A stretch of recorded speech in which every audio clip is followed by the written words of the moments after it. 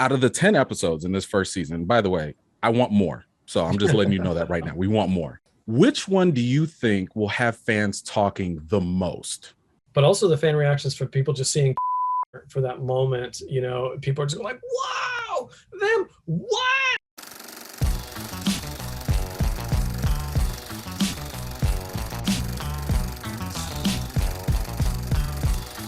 Hey there, I'm Emmanuel or E-Man from E-Man's Movie Reviews out here in Chicago. Thank you so much for taking the time to speak with me today. And let me just say that this was such a treat to watch. I mean, it was so bold, imaginative. I mean, I really had a good time with this, but I have to give you a bit of a forewarning. I'm that annoying YouTuber who spends way too much time over analyzing every single frame of the MCU. So, Uh, Bryan, I need your help. Maybe you can help me with this. In the first episode, we see a certain character pick up a certain cosmic object. Previously in the MCU, if anyone touched this thing, they'd get burned or worse. Can you explain why that character isn't affected when they do pick it up? well, if you're referring to the Tesseract, I believe that if you have a gloved hand, one can Mhm. pick up the Tesseract. Since the Infinity Stone is inside, if you touch an Infinity Stone pure and dry, you'll get toasted unless you're, someone extremely badass.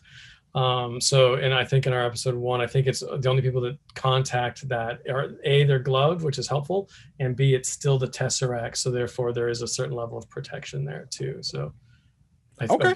I believe that's accurate. At least that's what the Marvel peeps told me. So There were discussions about this. there were There plenty of was, discussions. So yeah. because in the first Avengers movie, Sam Jackson, Nick Fury, he had a glove and he still got burned.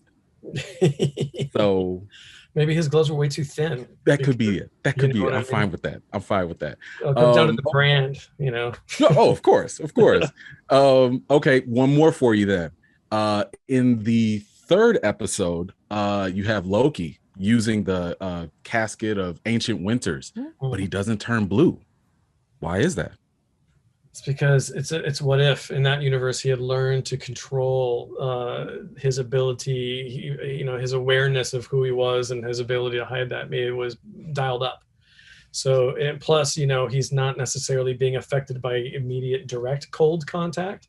He's got those cool ass handles, so he's a little bit removed. So yeah. I love that answer. Thank you so much. All right, AC, I need you to help me out with this. I understand that, these are different timelines, different realities, and this series is, an anthology. But are they taking place in their own specific timeline and maybe at the same time? Like, are they all synced up and we're just watching them in parallel, or like, how should we Ooh. approach it? Oh, can we go back and rewrite the first season? Because that would be a good idea. No, thanks to Loki and Endgame, the Marvel multiverse is here to stay, and we get to play in it.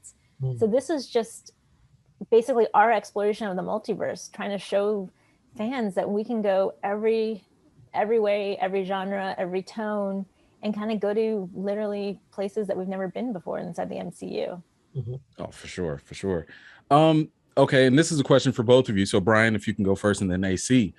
Out of the 10 episodes in this first season, by the way, I want more. So I'm just letting you know that right now. We want more. There's more coming. Which one do you think will have fans talking the most? Ooh, no, that's tough because I can't read the fans' minds, and actually, the response to Peggy Carter. We knew Captain Carter would be big because people love Haley, they love Peggy, but somehow just seeing her for legit on the screen, people are going nuts. But also the fan reactions for people just seeing Killmonger for that moment, people are just like, wow, them, what? So I think for me, episode 7 might blow people's minds more than we originally thought. I don't know. But to be honest, I think every episode will have a certain degree of that. And I think that's the wonderful thing about What If. It's like, there's something for everybody, and I think people are going to glom onto what the ones that are their favorites, and it has nothing to do with like one's better than another. It's purely like one speaks to someone a little bit more than another for whatever reason because of what they bring to the table, and that's great, and that's movie going, and I think that's going to be awesome. AC? Well, I could only talk about my own experience.